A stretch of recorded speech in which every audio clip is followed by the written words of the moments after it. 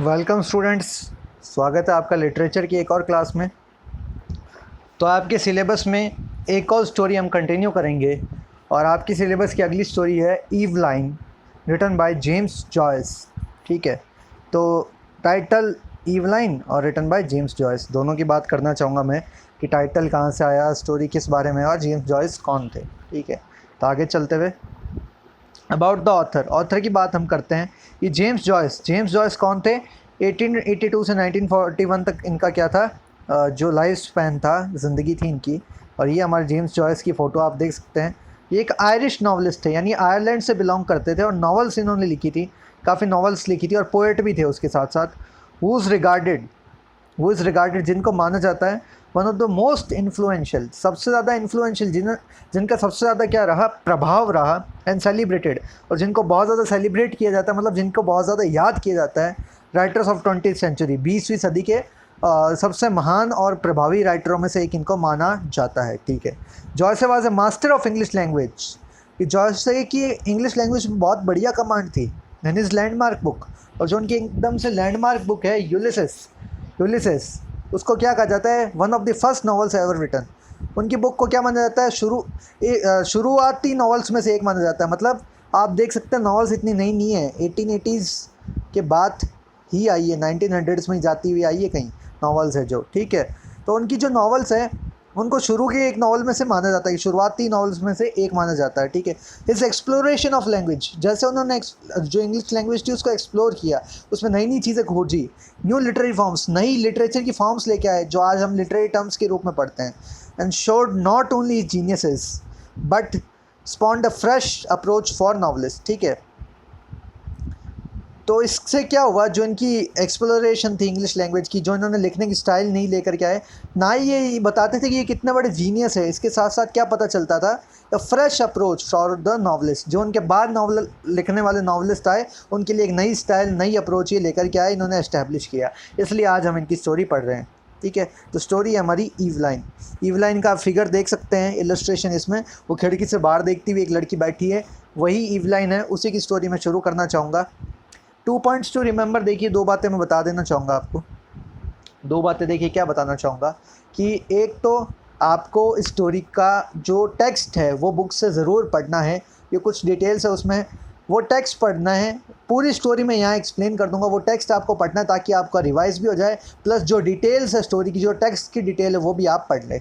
उस टेक्स्ट में आपको कुछ डाउट्स रहते हैं तो आप मेरे को पर्सनली या सर को कांटेक्ट करेंगे and then you will get solution. ठीक है, तो ये बात हो गई कि टेक्स्ट आपको पढ़ना है इस स्टोरी के आज के लेसन के बाद, याद रखिएगा ये होमवर्क है और कंपलसरी होमवर्क है।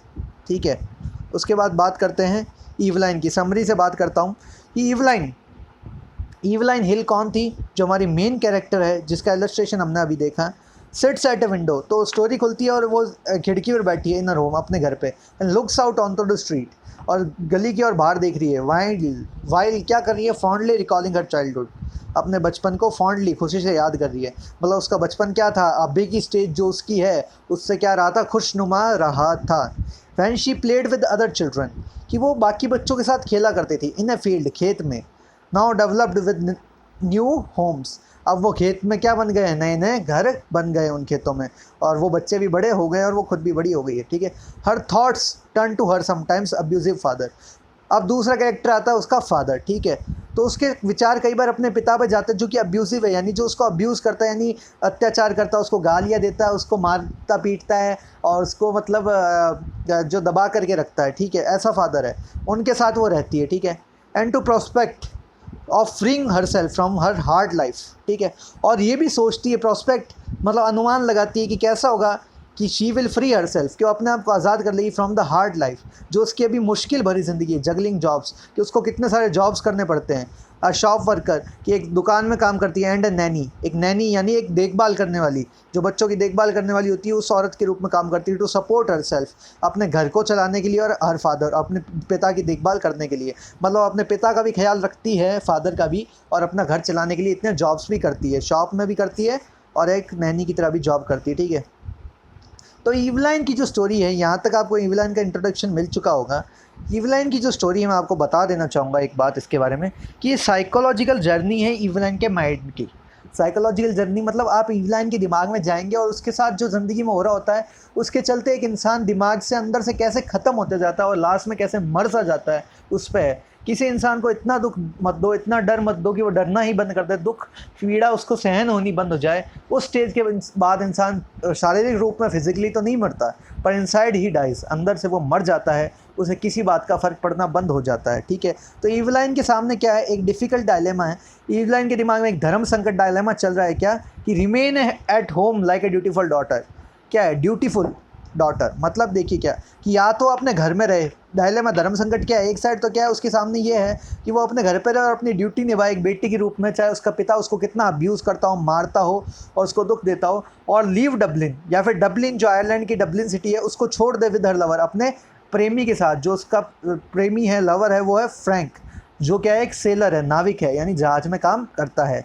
ठीक है, तो उसके सामने दो चॉइस है, उनमें से वो एक चॉइस ले ले। ठीक है, he wants her to marry him, वो जो फ्रैंक है वो ईवलाइन से शादी करना चाहता है, live with him in Buenos Aires, और उसके साथ यहाँ से निकल के ब्यूनोस एयर्स में रहना चाहता है। ठीक है, and she has already agreed to live with him in secret, और वो गुपचुप उसके साथ भागने को तैयार हो गई है। She has agreed to elope, elope का मतलब होता है भागना, ELOPE। ठीक है, एज ईवलाइन रिकॉल्स, जैसा कि ईवलाइन को याद आता है, Frank's courtship of her was pleasant until her father began to voice his disapproval। उसका पिता, मैं बता देना चाहूँगा, संकी आदमी था, एकदम से खड़ूस आदमी था। ठीक है, वो किसी भी बात पर गुस्सा करता था और बहुत ज़्यादा अब्यूज़िव था, मतलब पूरी दुनिया को वो अब्यूज़ करता था, और उसके चलते उसने उसकी मदर को भी अब्यूज़ किया था ईवलाइन की, और उसकी मदर की ज़िंदगी अब ईवलाइन जी रही थी। तो वो कह रहा है कि वो उसी की बात को याद करता, कहती कि उसकी और फ्रैंक की रिलेशनशिप बढ़िया चल रही थी अंटिल उसके पिता को पता चला, और उसके पिता को पता चलते वो फ्रैंक को डिसअप्रूव करने लगा, यानी असहमत हो गया फ्रैंक के लिए, उसको गालियाँ निकालने लगा, उसको उससे कहने लगा दूर रहो इस आदमी से। ठीक है, तो वो उनकी रिलेशनशिप को लेकर के भी अप्रूव नहीं था, कौन, ईवलाइन का फादर। ठीक है, एंड बिकर विद फ्रैंक, और फ्रैंक के साथ जो कहते हैं कि एक तरह से मुंह की लड़ाई, शब्दों की लड़ाई करने लगा, बिकर मतलब उसके गाली गलौज करने लगा। ठीक है, after that two lovers met clandestinely. ठीक है, क्लैंडस्टिनली का मतलब ये होता है कि सीक्रेटली, उसके बाद दोनों लवर क्या सीक्रेटली मिलते थे। ठीक है भाई, बहुत बढ़िया बात।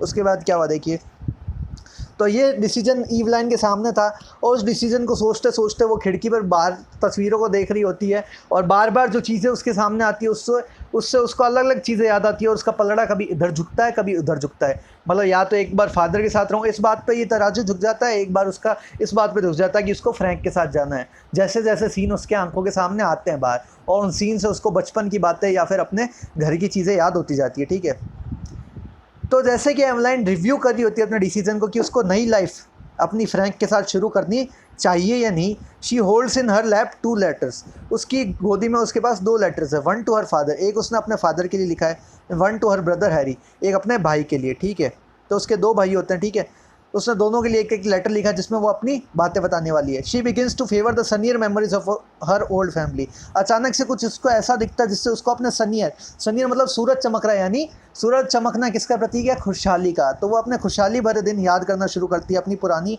फैमिली की लाइफ के। Van her mother was alive, जब उसकी माता जीवित थी, and her brother was living at home, और उसका भाई भी उसके घर में रहा करता था। Notes that she did promise her mother to dedicate herself to maintaining the home, और वो ये याद करती कि अपनी मरती हुई माता को उसने प्रॉमिस किया था कि वो अपने घर को देखभाल करने में खुद को डेडिकेट कर देगी और अपने घर की देखभाल करेगी, ये प्रॉमिस उसको याद आता है। She reasons that her life at home cleaning and cooking is hard, तो वो खुद को ही समझाती है कि माना कि मेरी ज़िंदगी जो घर में सफाई करना, कुकिंग करना और जॉब करना ये मुश्किल है, but perhaps not the worst, पर शायद सबसे बुरी तो नहीं है ये, दुनिया में सबसे बुरी चीज़ तो है ही नहीं। And not the worst option, her father is not always win, और ना ही मेरा पिता जो हर वक्त मेरे साथ निर्दयी रहता है, वो कभी कभी करता है माना, पर हर वक्त तो ऐसा नहीं रहता।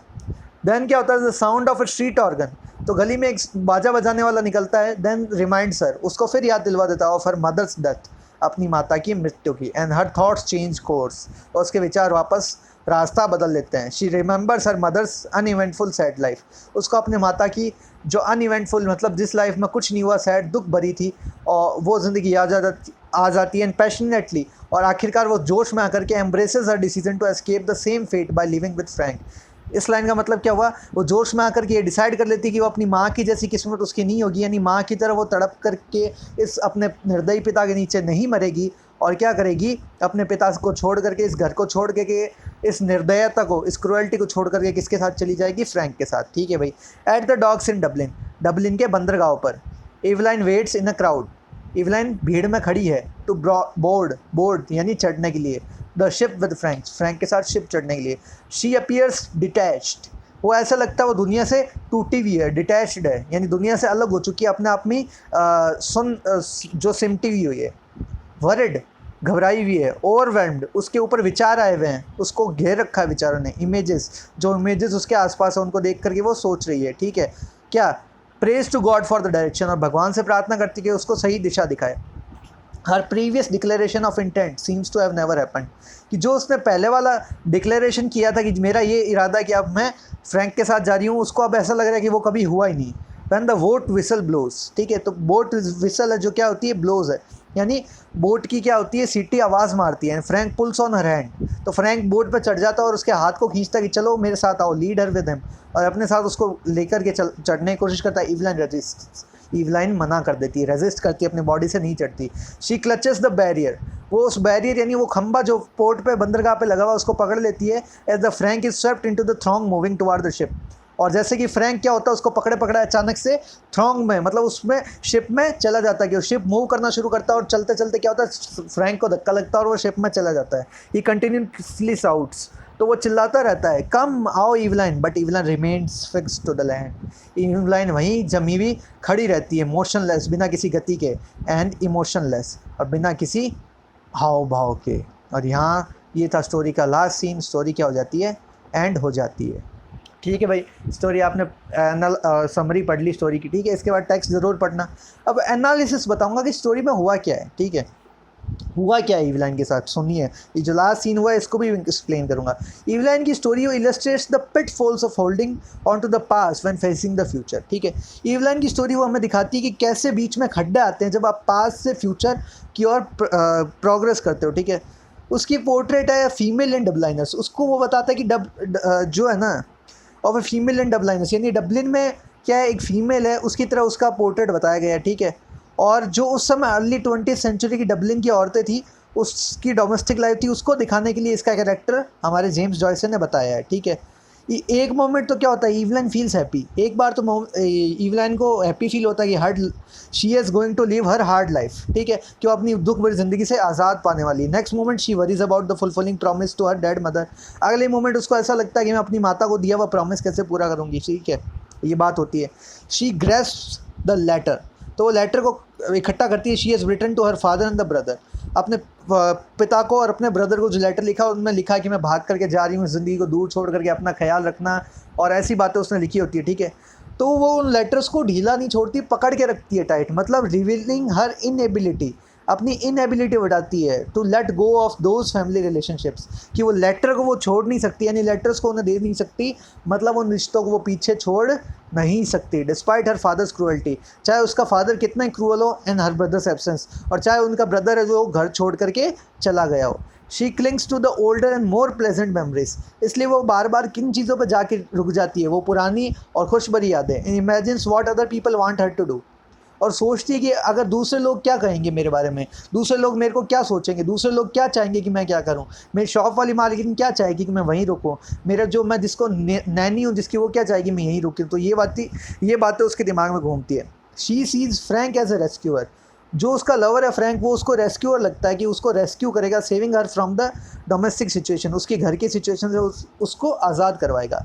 इवलाइन suspends herself between the call of home and the past and call of new experiences and the future. तो इवलाइन के मन में क्या चल रहा है, ये देखिए इवलाइन का दिमाग है, एक साइड ये है, एक साइड ये है, बंटा हुआ है।